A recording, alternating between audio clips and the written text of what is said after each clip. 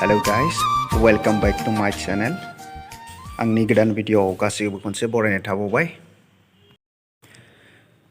दिनैनि भिडियोआ जागोन बर' सावथुन मुलुगनि सासे मुंदांखा फावखुंग्रि एबा सेलिब्रिटी मिस जुली बसुमतारीनि बायोग्राफी एबा लाइफस्टाइल भिडियो।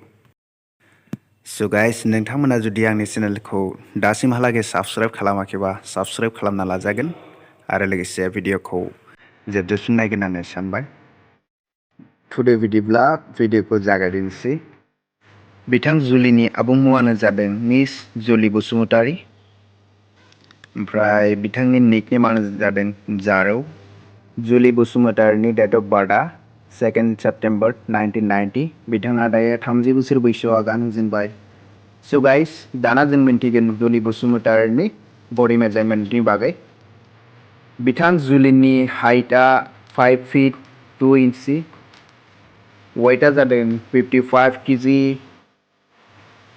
गाइस, दाना जों सावरायगोन बिथां जुली बसुमतारीनि प्रोफेशनेल लाइफनि बागै। बिथाङा दायो सासे गभ एमप्लयि आन्डार द हेल्थ डिपार्टमेन्ट आरो लोगोसे बर' सावथुन मुलुगावबो खामानि मावो। गाइस, दायो जों मिन्थिलायनोसै बिथां जुली बसुमतारीनि फुल एड्रेसखौ।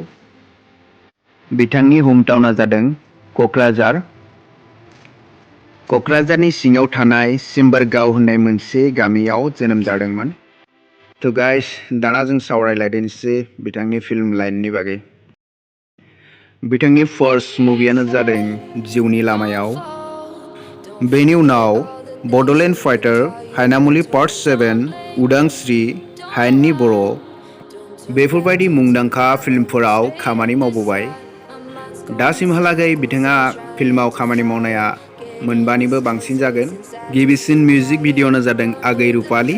टटेल मिउजिक भिडिअ'सआ दासिमहालागै 12तानिबो बांसिन होननानै मिन्थिनो मोननाय जादों।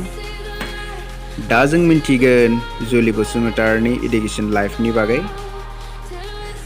बिथाङा एमइ स्कुल आरो हाइ स्कुलखौ क'क्राझार गार्लस कलेजनिफ्रायनो फरायदों आरो लोगोसे कलेजखौबो गार्लस कलेज क'क्राझारनिफ्रायनो खालामदों।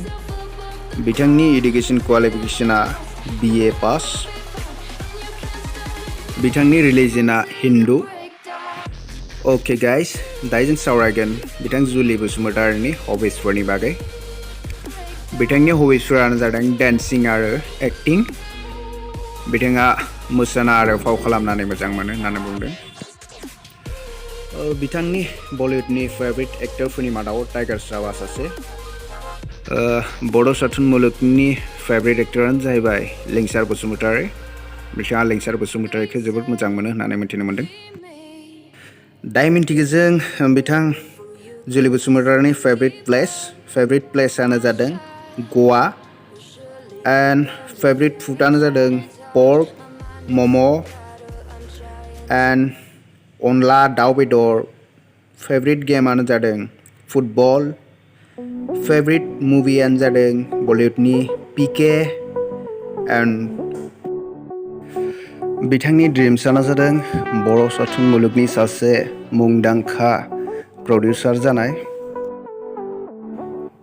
जुली बसुमतारीया दायो रिलेशनशिपआव गैथ'वा।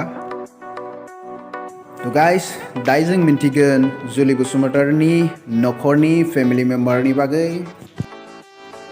बिसोरा न'खरा दङ फादार, मादार, 2 ब्रादार्स, 3 सिस्टार्स। गाइस, दायो जों मिन्थिगोन बिथांनि प्रपार्टि एबा गारि गुरानि बागै। जुली बसुमतारीहा गंसे कार दङ आरो 3 बाइकबो दङ। गाइस, मोनथिनो मोननाय बादिब्ला बिथाङा पार मुभियाव 30 to 40,000 रुपिस चार्ज खालामो होननानै मोनथिनो मोननाय जादों। गाइस, बिदिब्ला भिडिअखौ बेखिनियावनो फोजोबदिनोसै। लोगोसे आरो नोंथाङा आंनि चेनेलाव गोदानबा चेनेलखौ साबस्क्राइब खालामनानै लादो आरो लोगोसे भिडिअखौ लाइक खालामना होदो। Thank you.